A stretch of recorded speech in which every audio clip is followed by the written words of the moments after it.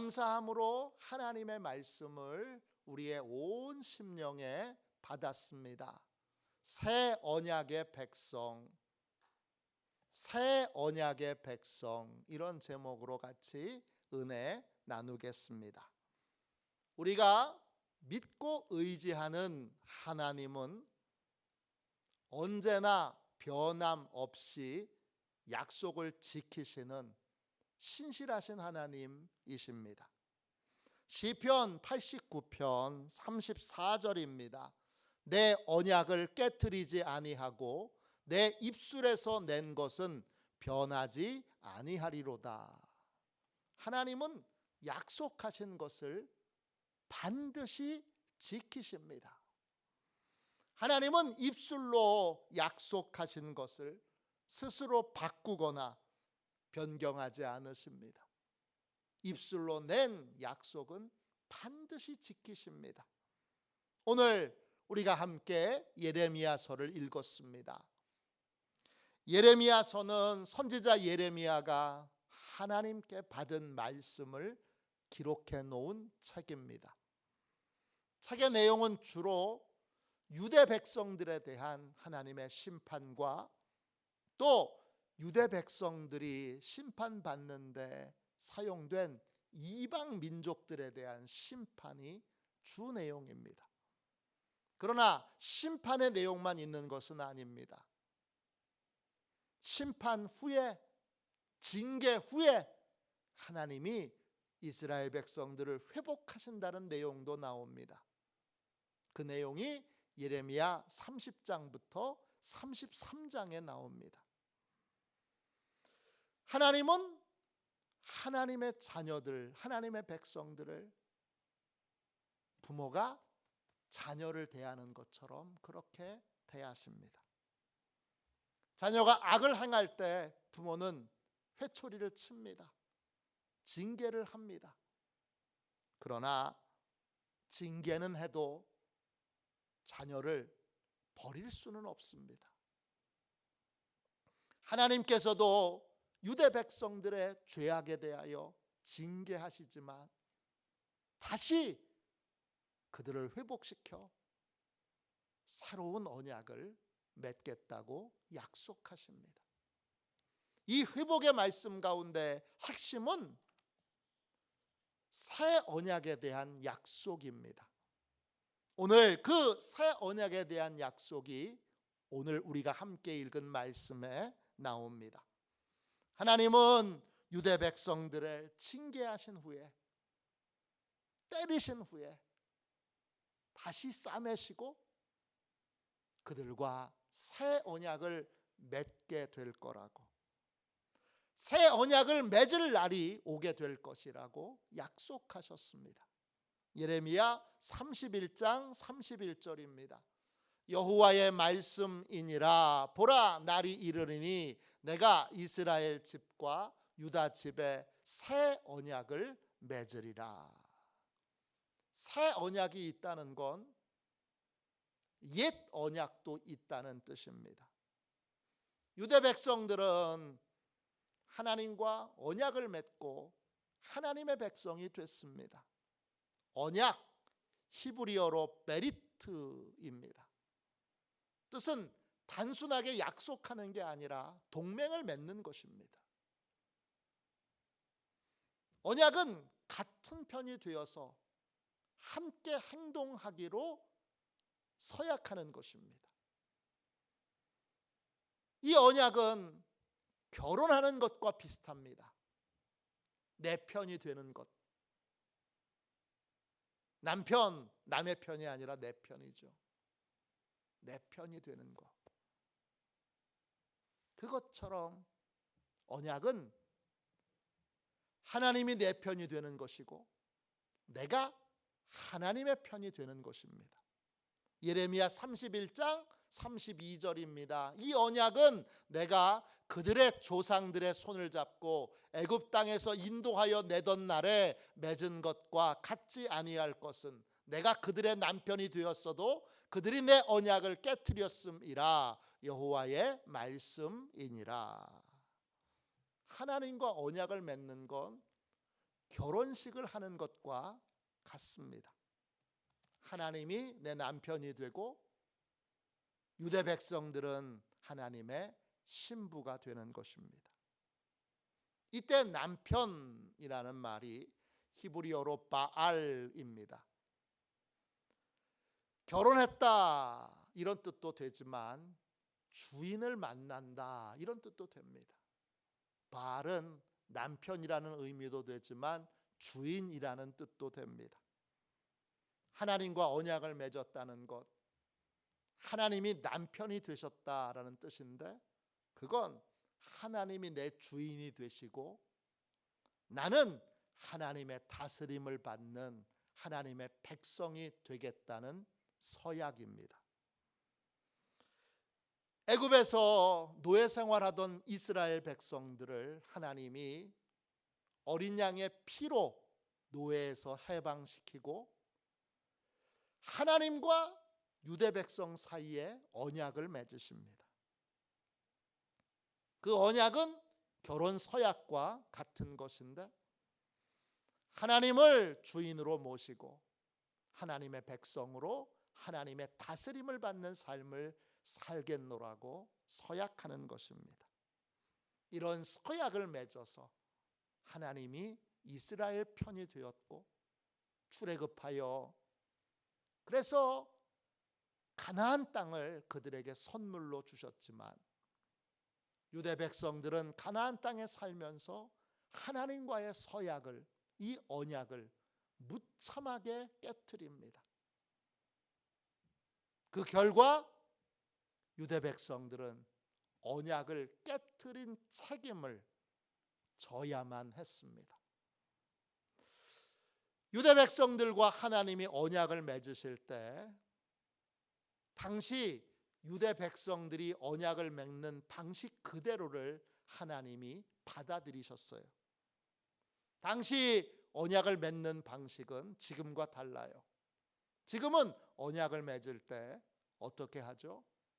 도장을 찍든지 사인을 하든지 그러는데, 이 유대 백성들이 살던 이때에는 언약을 어떻게 맺었느냐?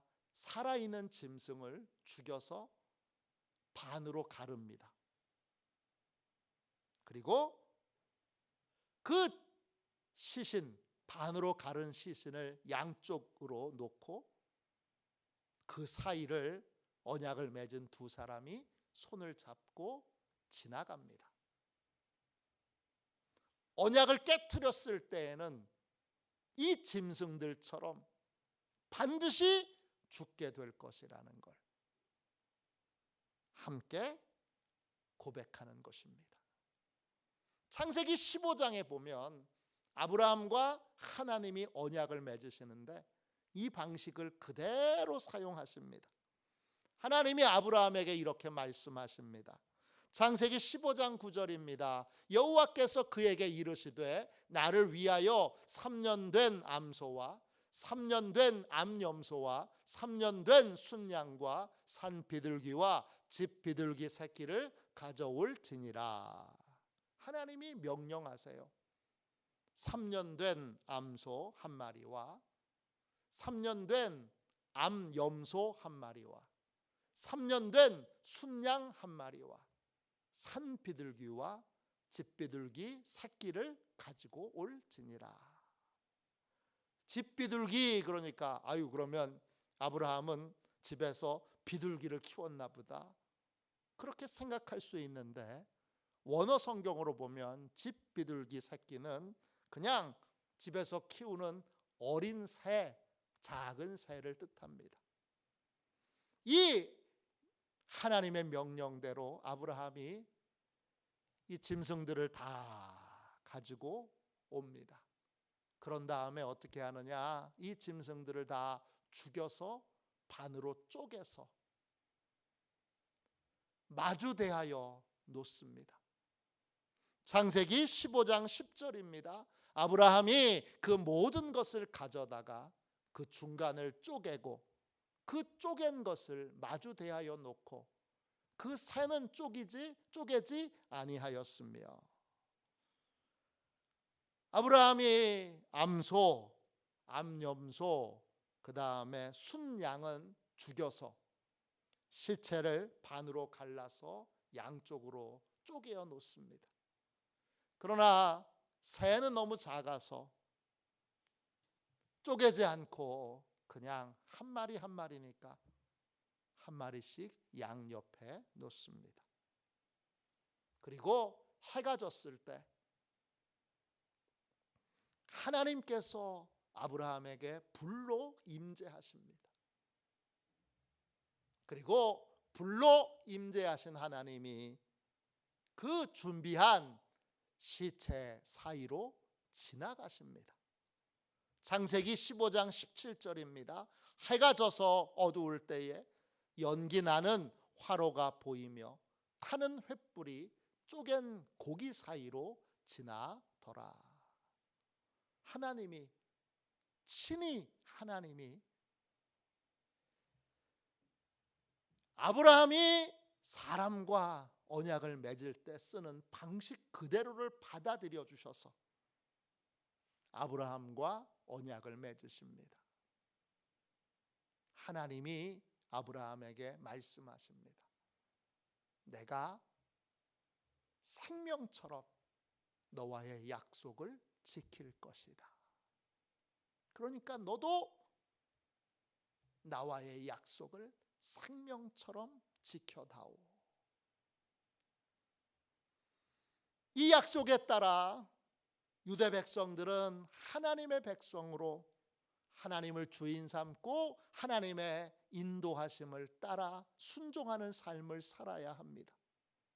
그 언약에 따라 하나님은 유대 백성의 하나님이 되셔서 유대 백성들을 보호하시고 돌보시고 또 책임져 주셔서 복된 길로 인도해 주셔야 합니다. 하나님은 신실하게 생명과 같이 그 약속을 이스라엘 백성들에게 지키십니다. 그런데 유대 백성들은 하나님과의 언약을 깨트립니다. 하나님을 주인 삼지 않고 여러 우상들을, 바알을, 아세라를 그들의 주인으로 삼고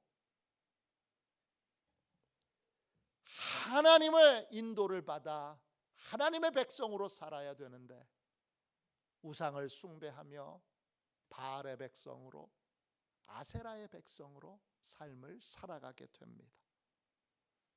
이제 유다 백성들이 언약을 지키지 않은 것에 대하여 책임을 져야 합니다. 예레미야 31장 32절을 다시 한번 읽겠습니다. 이 언약은 내가 그들의 조상들의 손을 잡고 애굽 땅에서 인도하여 내던 날에 맺은 것과 같지 아니할 것은 내가 그들의 남편이 되었어도 그들이 내 언약을 깨뜨렸음이라. 여호와의 말씀이니라. 하나님과 유대 백성의 언약은 유대 백성의 죄로, 유대 백성의 배신으로 깨지고 맙니다. 그 언약에 대한, 언약이 깨진 것에 대한 책임이 유대 백성들에게 있기에 유대 백성들이 언약이 깨진 것에 대한 책임을 져야 합니다. 언약을 맺는다 할 때 그 맺는다는 말은 히브리어로 카라트입니다. 뜻은 절단한다, 잘려 넘어뜨린다, 이런 뜻이에요. 언약을 맺을 때 짐승을, 살아있는 짐승을 죽여서 시체를 반으로 잘라서 양옆에 놓는 것을 뜻합니다. 그게 언약을 맺는다 할 때 그 맺는다는 말의 뜻입니다. 유대 백성들은 하나님과의 언약을 어겼기에 생명으로 그 대가를 지불해야 합니다. 그런데 하나님은 유대 백성들의 생명은 걷어가시지 않고 대신 유대 백성들을 바벨론에 70년 동안 노예로 살아 고통을 받게 하십니다. 하나님의 언약을 깨트린 죄로 유대 백성들은 70년 동안 바벨론의 노예로 살게 됩니다. 예레미야 25장 11절입니다. 이 모든 땅이 폐허가 되어 놀랄 일이 될 것이며 이 민족들은 70년 동안 바벨론의 왕을 섬기리라. 하나님이 유대 백성들을 징계하십니다. 70년 동안이나 그들은 하나님과의 언약을 어긴 것에 대한 대가를 지불하게 됩니다. 그런 다음 징계가 끝나고 하나님은 새로운 언약을 새로운 하나님의 백성들과 맺겠다고 약속하십니다. 그것이 예레미야 31장 33절에 나옵니다. 그러나 그날 후에 내가 이스라엘 집과 맺을 언약은 이러하니 곧 내가 나의 법을 그들의 속에 두며 그들의 마음에 기록하여 나는 그들의 하나님이 되고 그들은 내 백성이 될 것이라. 여호와의 말씀이니라. 하나님의 징계가 끝난 후에 새로운 하나님의 백성들과 하나님은 새 언약을 맺으시는데, 새 언약은 과거 유대 백성들과 맺었던 언약과는 전혀 다른 방식으로 언약을 맺게 됩니다. 하나님께서 택하신 하나님의 백성들 안에 들어가셔서 하나님의 법을 가르치시고 하나님의 법을 그들의 마음에 새겨서 하나님의 백성들이 마음으로 하나님을 믿고 마음으로 하나님을 알고 마음으로 하나님의 법을 따르게 하겠다, 그렇게 약속하십니다. 옛 언약은 마음을 변화시킬 수 없었습니다. 그러나 새 언약은 하나님께서 새 언약의 백성들 안에 들어가셔서 직접 하나님이 어떤 분이신지, 또 하나님이 인도하시는 길이 어떤 길인지를 직접 가르쳐 주시고 인도해 주시는, 하나님이 마음에 하나님을 믿고 따르는 하나님의 백성이 되도록 마음에 하나님의 법을 새기고 하나님의 법을 알려주시는 그러한 마음의 변화가 일어나는 그러한 언약이 새 언약입니다. 새 언약의 백성 안에 하나님이 두실, 가르치실, 새겨두실 하나님의 법은 히브리어로 토라입니다. 뜻은 법, 규칙, 가르침, 지시, 이런 겁니다. 하나님이 하나님의 백성들이 꼭 알아야 될 하나님의 통치의 원리를 가르쳐 주십니다. 또 인생길을 걸어갈 때 꼭 알아야 될 하나님의 가르침을 그 마음에 새겨 주십니다. 이러한 가르침을 하나님이 마음에, 새 언약의 백성의 마음에 기록해 놓으셨습니다. 기록하다, 이 말이 카탑입니다. 연필로 쓰는 것이 아니라 끌이나 망치로 돌에 새기는 것을 말합니다. 영원히 잊지 않도록 하나님께서 하나님의 원리와 가르침을 하나님의 백성의 마음 안에 새겨주시는 것입니다. 이 새 언약의 약속을 하나님이 이스라엘 백성들과 온 인류에게 주셨는데, 이 새 언약의 약속이 언제 이루어집니까? 누구를 통해서 이루어집니까? 하나님이 보내신 유일한 구원자이신 예수 그리스도를 통하여 예수 믿는 자 안에 이 새 언약에 이루어지게 됩니다. 예수님은 자신이 이 땅에 오신 목적을 이렇게 말씀하셨습니다. 요한복음 4장 34절입니다. 나의 양식은 나를 보내신 이의 뜻을 행하며 그의 일을 온전히 이루는 이것이니라. 하나님께서 예수님을 이 땅에 보내셨는데, 예수님이 이 땅에 오신 목적은 하나님이 구약에서 약속하신 그 모든 언약을 이루기 위해서 오셨습니다. 새 언약의 약속도 예수 그리스도를 통하여 예수 믿는 사람들 안에 이루어지게 됩니다. 예수를 믿는다면 그 사람은 곧 새 언약의 백성이 되었다는 뜻입니다. 새 언약의 백성에게 하나님은 세 가지를 약속하셨습니다. 새 언약의 백성에게는 세 가지의 축복이 예비되어 있습니다. 제일 먼저 새 언약의 백성은 이전에 지은 모든 악행을 용서받습니다. 예레미야 31장 34절입니다. 그들이 다시는 각기 이웃과 형제를 가르쳐 이르기를 너는 여호와를 알라 하지 아니하리니 이는 작은 자로부터 큰 자까지 다 나를 알기 때문이라. 내가 그들의 악행을 사하고 다시는 그 죄를 기억하지 아니하리라. 여호와의 말씀이니라. 하나님이 새 언약의 백성에게 지난 모든 악행들을 깨끗하게 용서하시고 다시는 그 죄를 기억하지 않겠다 말씀하십니다.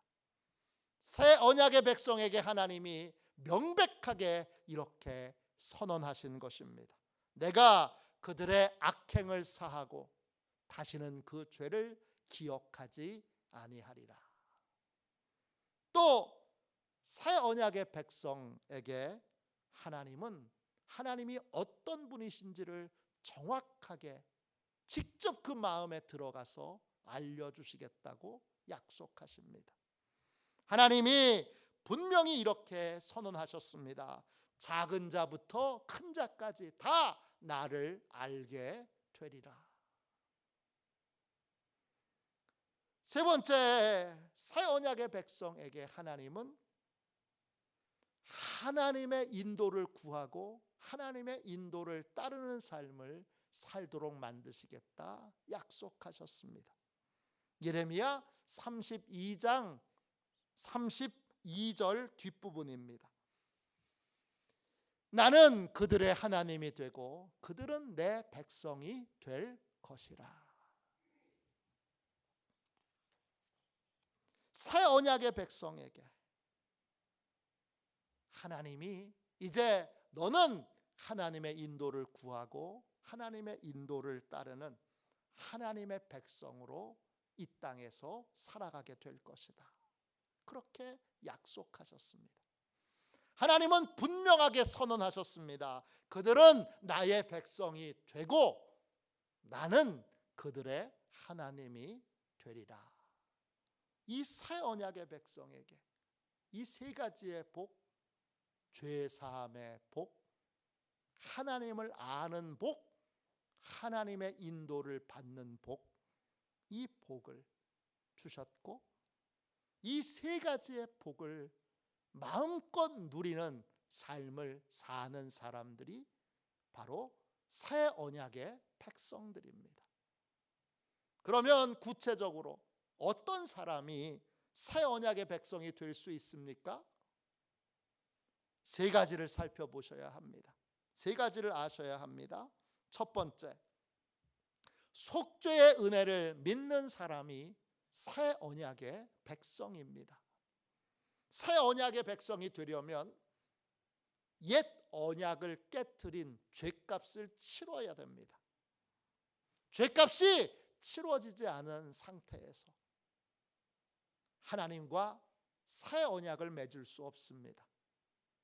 새 언약을 맺으려면, 새 언약의 백성이 되려면 내가 죽음으로 죄값을 치러야 되는 죄인이라는 사실을 인정해야 합니다.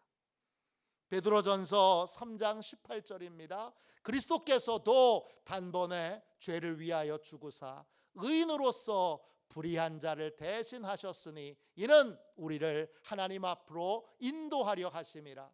육체로는 죽임을 당하시고 영으로는 살리심을 받으셨으니.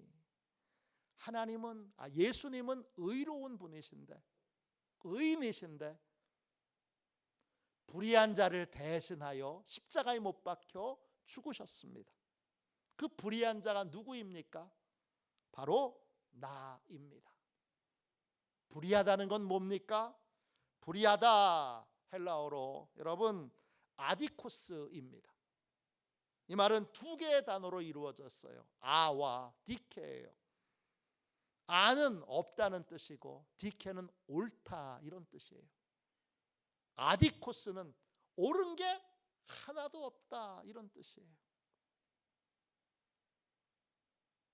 옳은 게 하나도 없는 나를 위하여, 지은 죄밖에 없는 나를 위하여 주님이 십자가에 못 박혀 죽으셨습니다.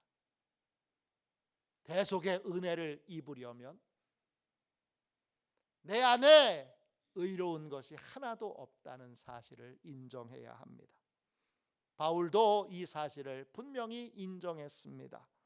로마서 7장 18절입니다. 내 속 곧 내 육신에 선한 것이 거하지 아니하는 줄을 아노니 원함은 내게 있으나 선을 행하는 것은 없노라. 바울은 말합니다. 내 속에 선한 것이 하나도 없습니다. 나는 선을 조금도 행할 줄 모릅니다. 거듭나기 본 어게인이라는 책을 쓴 찰스 콜스는 미국 백악관에서 일하던 사람이었습니다.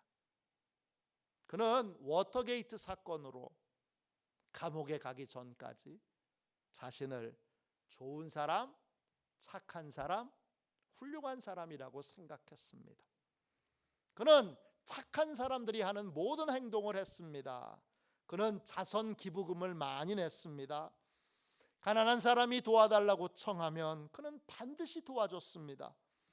그는 진실을 말하려고 노력했고 자신이 받은 성탄 선물을 운전기사들, 백악관에서 일하는 전화 교환원들, 이 사람들에게 아낌없이 나눠줬습니다. 그는 공무원으로 받은 월급 외에 다른 어떤 돈도 뇌물도 일체 받지 않았습니다. 그는 스스로 생각하기를 하나님이 계신다면 자신에게 최고의 점수를 준 그러한 자신은 하나님의 인정하시는 최고의 의인이라고 생각했습니다. 그러나 그가 워터게이트 사건으로 감옥에 간 다음에 친구 톰 필립스에게 복음을 듣고 전도를 받은 다음에 예수님 앞에 섰을 때 그는 자신이 처음으로 선한 것이 하나도 없는 죄인이라는 것을 깨닫고 인정하게 됩니다. 처음으로 하나님의 용서가 너무나 필요한 죄 많은 인간인 것을 스스로 인정하게 됩니다. 거듭남은, 구원은, 속죄는 여기서 시작되는 것입니다. 알렉산더 솔제니친이 쓴 책 소형소 곤도의 두 번째 책에 솔제니친은 자기 자신에 대해서 이렇게 고백했습니다. 나는 여기서 나 자신의 생활과 모든 행동을 돌이켜 보고 있는데 내 자신이 선한 일을 하고 있다고 생각했었지만 실제로는 모든 것이 악이었다. 대속의 은혜를 받으려면 내 안에 선한 것이 하나도 없다는 걸 인정해야 합니다. 그리스도께서 나를 위해 대속물이 되기 위해 이 땅에 오셨다는 것을 알고 믿고 인정하려면 내 안에 선한 것이 하나도 없다는 걸 인정해야 합니다. 누구의 죄도 아닌 내 죄 때문에, 내 죄를 대신해서 벌을 받기 위해 예수님이 이 땅에 오셨다는 걸 인정해야 합니다. 예수님이 다른 누군가의 죄가 아닌 내 죄를 대신해서 십자가에서 자기의 생명을 내어주신 것을 인정해야 합니다. 갈라디아서 3장 13절입니다. 그리스도께서 우리를 위하여 저주를 받은 바 되사 율법의 저주에서 우리를 속량하셨으니 기록된 바 나무에 달린 자마다 저주 아래 있는 자라 하였음이라. 예수님이 홀로 내 지은 모든 죄를 대신해서 십자가에서 하나님의 저주를 받으셨습니다. 그 결과 옛 언약을 깨트린 내 모든 허물과 죄는 십자가에서 주님이 내 대신 죽으심으로 그 모든 죄값이 다 치러지게 된 것입니다. 복음을 들고 복음을 듣고 십자가에서 주님이 이루신 속죄의 은혜를 믿는 사람은 옛 언약에 대한 죄값을 다 치렀기 때문에 그러므로 새 언약의 백성이 될 수 있습니다. 새 언약의 백성이 되려면 반드시 예수님께서 내 죄로 말미암아 내 죄를 대신해서 생명을 내어주시고 죽으셨다는 걸 믿어야 합니다. 그럴 때 옛 언약을 깨트린 죄값이 치러져서 이제 새 언약의 백성이 될 수 있는 자격을 갖게 됩니다. 두 번째, 어떤 사람이 새 언약의 백성이 될 수 있습니까? 성령 충만을 사모하는 사람이 새 언약의 백성입니다. 예수님은 예수님을 믿는 사람에게 성령님을 보내주십니다. 요한복음 14장 17절입니다. 그는 진리의 영이라 세상은 능히 그를 받지 못하나니 이는 그를 보지도 못하고 알지도 못함이라. 그러나 너희는 그를 아나니 그는 너희와 함께 거하심이요 또 너희 속에 계시겠음이라. 성령님은 아무나 받는 게 아닙니다. 복음을 듣고 속죄의 은혜를 진심으로 믿는 사람만이 성령을 받을 수 있습니다. 그 사람에게만 예수님이 성령을 보내주십니다. 예수 믿는 사람, 속죄의 은혜를 믿는 사람, 그 사람 안에는 성령님이 계십니다. 그 성령님은 진리의 영이십니다. 진리란 헬라어로 알레테이아입니다. 정확한 사실로서의 진실, 하나님만이 알고 있는 진짜 진실이 바로 알레테이아입니다. 우리는 늘 현상에 속지요, 포장지에 속습니다. 우리는 포장지 속에 있는 진실을 보지 못합니다. 그래서 우리를 기도할 때 눈을 감습니다. 왜? 진실을 볼 수 없는 존재라는 걸 인정하기 위해 눈을 감는 것입니다. 눈을 감고 성령님을 믿고 성령님을 의지할 때 성령님이 진실을 보여주시고 진실을 깨닫게 해주십니다. 성령님은 우리가 모르는 진실을 알려주십니다. 새 언약의 백성은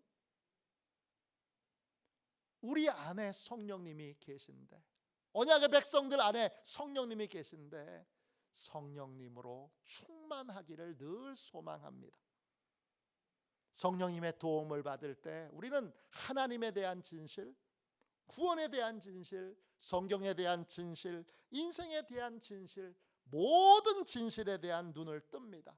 성령 충만이란 성령님이 알려주신 이 진실로 마음이 충만해지는 것입니다.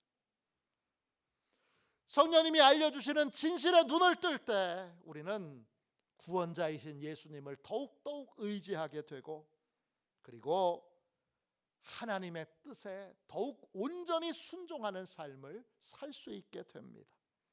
그래서 새 언약의 백성은 성령님이 안에 계시고 성령 충만을 사모하는 삶을 살게 됩니다. 세 번째, 어떤 사람이 새 언약의 백성이 될 수 있습니까? 성령님의 인도를 구하는 사람이 새 언약의 백성입니다. 새 언약의 백성은 하나님의 인도를 구하고 하나님의 인도를 따릅니다. 이때 하나님은 우리 안에 계신 삼위일체 하나님 중에 성령 하나님이십니다. 성령 하나님은 우리 안에서 우리의 목자가 되어 주십니다. 우리는 양이고 성령님은 우리의 목자가 되십니다. 양은 스스로 길을 찾을 수도 없고 스스로 먹을 것을 찾을 수도 없고 스스로 문제를 해결할 수도 없습니다. 누가 해결합니까? 목자가 다 해결합니다. 그러니까 양은 한 가지 일에만 집중하는데 목자의 음성을 분별하여 듣는 일에만 양은 집중합니다. 새 언약의 백성도 한 가지 일에 집중합니다. 목자이신 성령님의 음성을 듣고 성령님의 인도를 따르는 것입니다. 새 언약의 백성은 목자이신 성령님의 음성을 듣고 성령님을 따름으로 자신의 모든 문제를 해결받는 사람들입니다. 새 언약의 백성들은 자기 생각과 자기 감정과 또 이전에 살던 자신의 경험을 따르지 않습니다. 양은 항상 목자에게 길을 구하고 목자의 음성을 듣습니다. 양은 목자의 음성을 듣고 목자의 음성을 믿고 목자의 음성을 따릅니다. 양은 목자의 음성을 들을 때에 자기 생각, 자기 판단을 고집하지 않습니다. 히브리서 3장 7절 8절입니다. 성령이 이르신 바와 같이 오늘 너희가 그의 음성을 듣거든 광야에서 시험하던 날에 거역하던 것 같이 너희 마음을 완고하게 하지 말라. 이스라엘 백성들은 가나안 땅 입구에서 하나님의 뜻을 알고도 자기 생각, 자기 판단을 고집하여 그래서 가나안 땅에 들어가지 못했습니다. 우리는 이 사실을 기억해야 합니다. 새 언약의 백성은 그렇기 때문에 자기 생각과 자기 판단으로 삶을 살지 않습니다.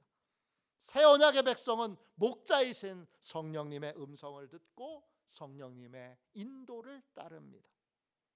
어떤 분은 성령님의 음성을 듣지 않아도 얼마든지 잘 살 수 있다고 생각합니다. 이런 교만이 양을 위기에 빠뜨립니다. 길을 잃게 만들고 궁핍에 처하게 만듭니다. 양은 목자의 음성 없이는 살 수 없습니다.